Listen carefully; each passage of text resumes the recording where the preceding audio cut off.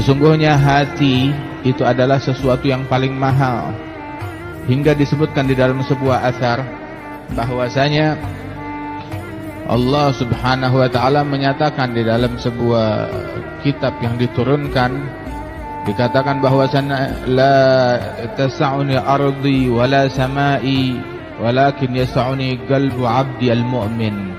Sesungguhnya langit tidak cukup untuk memuat Allah dan bumi pun juga tidak, akan tetapi hati seorang mukmin itu adalah baitur rabb, rumahnya Allah Subhanahu wa taala. Nah, karenanya itu hati kita ini adalah tempat pandangannya Allah, di mana Allah memandang hati kita. Allah tidak memandang wajah kita, tidak memandang fisik kita, tidak memandang pakaian kita. Tetapi yang dipandang oleh Allah Subhanahu wa taala adalah hati, sebagaimana disebutkan di dalam hadis oleh Nabi Muhammad sallallahu alaihi wasallam, "Innallaha la yanzur ila suwarikum wa la ila ajsamikum, innama yanzur ila qulubikum." Yang ditatap adalah hati. Sebagaimana kita malu kalau wajah kita ini ada kotoran di wajah kita, kita malu ketemu orang. Bahkan beberapa orang kalau ada jerawat tumbuh dia malu, minder. Bahkan lagi kalau seandainya ada terkena tinta di wajahnya, dia malu. Maka bagaimana halnya hatinya tatkala dia gunakan menghadap Allah, sebab hati itu yang dilihat oleh Allah Subhanahu wa taala. Tidakkah seseorang malu ketika Allah menatap kepada hati orang tersebut, didapati di dalam hatinya ada dengki, ada iri, ada cinta kepada hal-hal duniawi, ada riya, ada ujub, ada banyak penyakit hati. Ketahuilah, penyakit hati itu lebih dahsyat daripada penyakit badan. Apa penyakit badan yang paling parah? Kanker. Kanker, orang begitu meninggal dunia udah sembuh kankernya, nggak perlu ke dokter lagi. Nggak perlu ke dokter, nggak perlu nebus obat, nggak perlu kemoterapi lagi, udah sembuh, selesai sudah. Kalau sudah meninggal dunia. Tetapi penyakit hati, justru kematian bukan akhir dari penyakit hati. Kematian adalah awal dari akibat yang diterima oleh seseorang yang hatinya sakit. Yang namanya riya, yang namanya dengki, yang namanya hasad, itu besok di hari kiamat begitu orang meninggal dunia, dia bakal hadapi itu semuanya. Hasil daripada kedengkian dia, hasil daripada riya dan ujub dia, hasil daripada penyakitnya hati dia. Nah, itu besok. Karenanya itu beruntung orang yang membersihkan hatinya. Namun orang yang membiarkan hatinya ternoda, dia adalah orang yang celaka. Sayyidina Ibrahim ala nabiyina wa alaihi afdhalus salawat wa azka taslim, tahu kan? Di dalam doanya kepada Allah Ta'ala, beliau doa minta apa? Wala tuhzini yawma yub'atsun yawma la yanfa'u malun wala banun illa man atallaha biqalbin salim. Ya Allah, jangan hinakan aku di hari kebangkitan, hari di mana harta enggak bawa manfaat, keluarga enggak bawa manfaat, tahta enggak bawa manfaat. Kesian orang yang menyangka bahwasanya tahta, anak ataupun juga harta bisa nolong dia besok di hari kiamat. Lah, nggak bisa nolong dia besok di hari kiamat. Illa, kecuali man atallaha biqalbin salim. Yang selamat dari kehinaan, dari kehancuran adalah orang yang datang menghadap Allah membawa hati yang selamat. Artinya, kalau hatinya nggak selamat, itu yang hancur, itu yang celaka. Manakala hati nggak selamat, nggak ada gunanya. Wa in kan mulkul ardi fi qabdati yaddi. Barang siapa yang datang membawa hati yang cacat, nggak ada gunanya walaupun dia datang menghadap Allah membawa kerajaan langit dan bumi. Tapi hatinya kotor, belepotan dengan dengki dan iri, waliyadzubillahi min dzalik.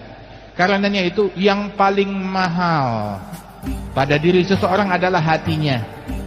Makanya hati itu mesti dijaga dari kotoran. Sebab tuh semua istiqamahnya mata, istiqamahnya mulut, istiqamahnya tangan, tuh tergantung dari istiqamahnya hati. Itu Sayyidina Isa ibn Maryam, pernah dia dicaci maki orang. Begitu selesai dicaci maki, dia bilang jazakallah khair, terima kasih. Bilang Hawariyin bilang kepada beliau, ya Rasulullah, ma tasma' ma yaqul. Kamu enggak dengar apa dicaci maki sama dia? Kamu hanya mengucapkan, membalas tentang jazakallah khair, ucapannya Sayyidina Isa. Bilang hadza anfaqa ma indah wa anfaqtu ma indi. Dia menginfakkan apa yang dia punya kebencian itu yang keluar dari mulutnya. Sedangkan saya, yang ada dalam hati saya, cinta, syukur, terima kasih, doa, kebaikan, itu yang saya berikan kepada orang-orang. Ambil satu hikmah, wa kullu ina'in billadhi fihi yamdahu. Setiap wadah akan memercikkan isinya. Barang siapa itu orang ada gelas, isinya susu, yang keluar dari dia susu. Isinya air, yang keluar dari dia air. Isinya kotoran, yang keluar dari dia juga kotoran. Karenanya itu orang kalau udah ngomongnya kotor, membuktikan hatinya juga kotor, hatinya juga lebih busuk lagi. Barang siapa yang berucap yang tidak baik, berarti keburukan yang ada di dalam hatinya tersebut. Adapun mukmin, yang keluar dari dia adalah semuanya kebaikan, semuanya keluhuran, semuanya adalah kesantunan. Ketahuilah, dulu tuh Al-Imam Syekh Habib Bakar bin Salim, itu beliau menceritakan, beliau cerita dalam kitab Miftahus Sarair, sekelompok orang sedang melakukan perjalanan.